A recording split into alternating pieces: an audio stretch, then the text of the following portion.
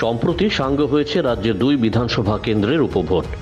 বক্সনগর ও ধনপুর কেন্দ্র থেকে প্রত্যাশিতভাবে জয়ী হয়েছে ভারতীয় জনতা পার্টি। এই দুইটি আসনে সিপাহীজলা জেলার। মুখ্যমন্ত্রী প্রফেসর ডক্টর মানিক শাহর মন্ত্রিসভায় সিপাহীজলা থেকে নেই কোনো মন্ত্রী, তাই দুই কেন্দ্রের উপর নির্বাচন সাঙ্গ হতেই জোর চর্চা চলছে মন্ত্রিসভার সম্প্রসারণ নিয়ে। তবে প্রদেশ বিজেপির খবর অনুযায়ী 2024-এর আগে মন্ত্রিসভার সম্প্রসারণ হওয়ার সম্ভাবনা নেই। লোকসভা নির্বাচনের পর 2025-এ হবে পুর ও নগর ভোট, তখন মন্ত্রিসভার সম্প্রসারণ হওয়ার সম্ভাবনা থাকবে। তার আগে অনুষ্ঠিত হবে পঞ্চায়েত ভোট, তাই 2024-এর শেষ লগ্নে এবং 2025-এর গোড়াতে হতে পারে মন্ত্রিসভার সম্প্রসারণ। প্রদেশ বিজেপির অন্দরমহলের তথ্য বলছে এই মুহূর্তে মন্ত্রিসভার সম্প্রসারণের সম্ভাবনা নেই। তার পেছনেও কারণ রয়েছে। যে কোনো সময়ে তীব্রামথা ভেঙে বিধায়করা আনুষ্ঠানিকভাবে চলে আসতে পারে বিজেপিতে। এটা এখন সময়ের অপেক্ষা। তখন অবশ্যই মথার বিধায়কদেরও স্থান দিতে হবে মন্ত্রিসভায়। তাই বর্তমান সময়ে মন্ত্রিসভার সম্প্রসারণ নিয়ে ধীরে চলনীতি অবলম্বন করেছে ভারতীয় জনতা পার্টি। যদি 2024-এর আগেই মথার বিধায়করা বিজেপিতে চলে আসেন, তাহলে লোকসভার আগেই মন্ত্রিসভার সম্প্রসারণ হওয়ার সম্ভাবনা থাকবে। অন্যথায় 2024-এর শেষে এবং 2025-এর গোড়ায়।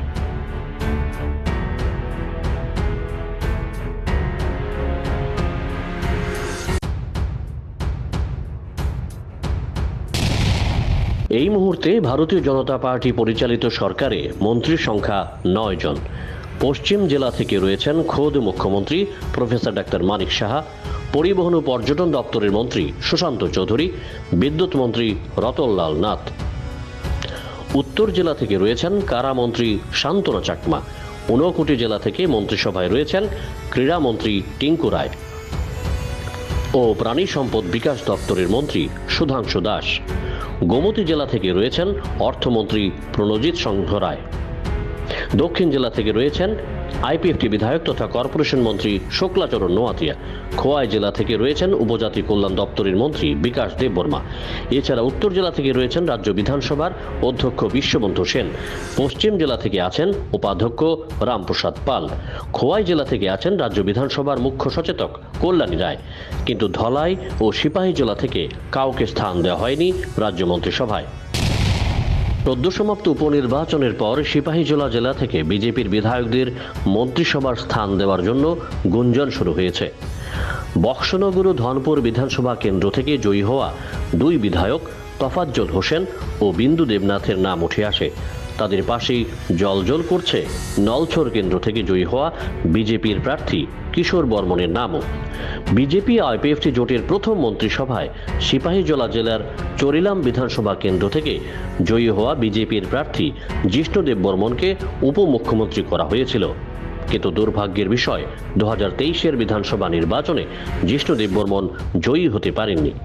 এই মুহূর্তেও রাজ্য মন্ত্রিসভায় উপমুখ্যমন্ত্রী পদটি খালি রয়েছে।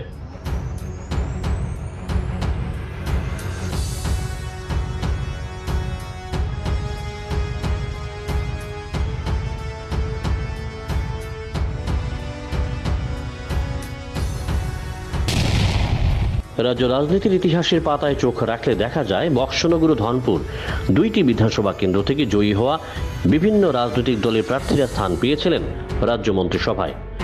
1972 থেকে 1993 পর্যন্ত ধনপুর কেন্দ্র থেকে জয়ী হয়ে আসছিলেন এই রাজ্যে কমিউনিস্ট পার্টি প্রতিষ্ঠাতা তাদের অন্যতম সদস্য সমর চৌধুরী। তিনি স্থান পেয়েছিলেন রাজ্য মন্ত্রিসভায়। 1993-এর দশরথ দেববর্মার মন্ত্রিসভায় সমর চৌধুরী ছিলেন স্বরাষ্ট্রমন্ত্রী। সমর জামানার পর 1998-এর বিধানসভা নির্বাচন থেকে ধনপুরে শুরু হয়েছিল মানিক জামানা। রাজ্যের প্রাক্তন মুখ্যমন্ত্রী মানিক সরকার ছিলেন ধনপুরের বিধায়ক। 1998 থেকে 2018 পর্যন্ত মানিক সরকার ধনপুর থেকে জয়ী হয়ে আসছিলেন। তিনি ছিলেন রাজ্যের টানা 20 বছরের মুখ্যমন্ত্রী। 2023-এর বিধানসভা নির্বাচনে এই কেন্দ্র থেকে জয়ী হয়েছিলেন বিজেপি নেত্রী তথা সাংসদ ও কেন্দ্রীয় প্রতিমন্ত্রী প্রতিমা ভৌমিক। তিনি যদি কেন্দ্রীয় মন্ত্রিসভা থেকে পদত্যাগ করতেন, নিশ্চিতভাবে ঠাঁই পেতেন রাজ্য মন্ত্রিসভায়। তিনি পদত্যাগ করেছিলেন বিধায়ক পদ থেকে, তাই ধনপুরে হয় উপনির্বাচন। 2023-এর উপনির্বাচনে এই কেন্দ্রে জয়ী হয়েছেন বিজেপি প্রার্থী। মন্ত্রিসভা স্থান পাওয়ার ক্ষেত্রে কি খুলবে বিন্দুর ভাগ্যের শিকে? তার জন্য অপেক্ষা করতে হবে আরও কিছুদিন।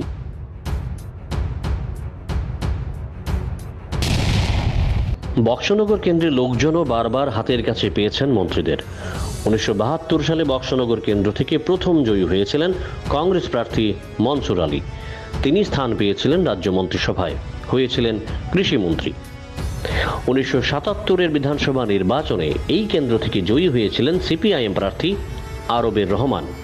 তিনিও হয়েছিলেন বনমন্ত্রী। 1983-এর নির্বাচনেও তিনি জয়ী হয়েছিলেন। 1988-এর বিধানসভা নির্বাচনে বক্সনগর কেন্দ্র থেকে কংগ্রেসের টিকিটে জয়ী হয়ে মন্ত্রী হয়েছিলেন বিল্লাল মিয়া। 1993-এর নির্বাচনে বক্সনগর কেন্দ্রে জয়ী হয়েছিলেন সিপিআইএম প্রার্থী শহীদ চৌধুরী। দল ক্ষমতায় থাকলেও শহীদ মন্ত্রী হননি। 1998 নির্বাচনে সিপিআইএম ক্ষমতায় এলেও পরাজিত হয়েছিলেন শহীদ চৌধুরী। 2003 থেকে 2018 পর্যন্ত টানা বক্সনগর কেন্দ্র থেকে জয়ী হয়েছিলেন শহীদ চৌধুরী। 2018-এর বিধানসভা নির্বাচনে জয়ী হয়ে তিনি স্থান পেয়েছিলেন রাজ্য মন্ত্রিসভায়, হয়েছিলেন ক্রীড়ামন্ত্রী। 2013-এর বাম মন্ত্রিসভায়ও তিনি ছিলেন। 2018 নির্বাচনে শহীদ চৌধুরী জয়ী হলেও বামেরা ক্ষমতায় আসতে পারেনি। 2023-এর বিধানসভা নির্বাচনেও জয়ী হয়েছিলেন সিপিআইএম প্রার্থী শামসুল হক, কিন্তু ক্ষমতায় আসতে ব্যর্থ বামেরা। তার অকাল প্রয়াণে বক্সনগর কেন্দ্রে অনুষ্ঠিত হয় উপনির্বাচন। এই অকাল ভোটে জয়ী হয়েছেন বিজেপি প্রার্থী তোফাজ্জল হোসেন। তথ্য বলছে এই কেন্দ্র থেকে জয়ী হওয়া প্রার্থীরা বারবার মন্ত্রী হয়েছেন, কারণ তারা প্রত্যেকেই সংখ্যালঘুদের প্রতিনিধি। সংখ্যালঘু ভোটকে ধরে রাখতে প্রতিটি রাজনৈতিক দল তাদের জয়ী হওয়া প্রার্থীদের স্থান দিয়েছিল রাজ্য মন্ত্রিসভায়। ঐতিহাসিক প্রেক্ষাপটে সংখ্যালঘু ভোট ব্যাংকের বিষয়টি বিচার করে বিজেপি কি বিধায়ক তোফাজ্জল হোসেনকে স্থান দেবে রাজ্য মন্ত্রিসভায়?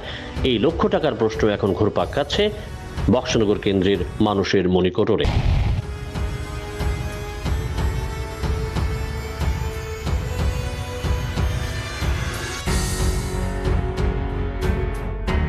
Bureau report, jam 24 news.